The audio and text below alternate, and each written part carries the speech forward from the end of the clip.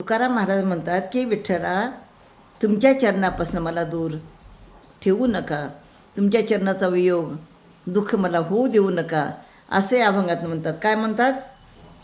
सोवळा होऊ तो ववळे जडले, सांडी मांडी बोले तोंडी बीजी, एकसरी केली कलेवरेसाठी, आता नका तुटी पाया सवे, संकल्पी विकल्प पापाचा सुकाळ, रज्जू सर्प मूळ मरणाचे. तुका म्हणे हेतू ब्रह्मांड चाळीत, मी का करू चिंता पांडुरंग. तर देवा, मी शुद्ध सोळा होण्यास गेलो तर माझ्या अंगी अनेक विकार झडले आहेत. आत्म्याचे आज्ञानरूपी बीज तसेच ठेवून मूळ बीज जे आहे ते सोडून तोंडाने विधिनिषेध मात्र बोलत आहे. त्यामुळं देवा, मी आता माझा देहच तुम्हाला अर्पण केला आहे. तुमच्या चरणाजवळ मी आलो आहे. आता तुमच्या चरणाचा वियोग मात्र मला होऊ देऊ नका.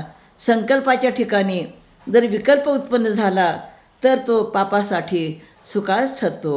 जसे दोरीच्या ठिकाणी अज्ञानामुळं सर्पाचा भास होतो व तो मरणासाठी मूळ कारणही ठरतो.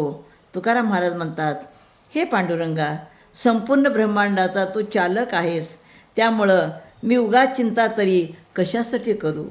म्हणजे तुकाराम महाराज विठ्ठलाला शरण गेलेले आहेत आणि ते म्हणतात की तू जर माझ्यासोबत असशील तर मी कशाची चिंता करू.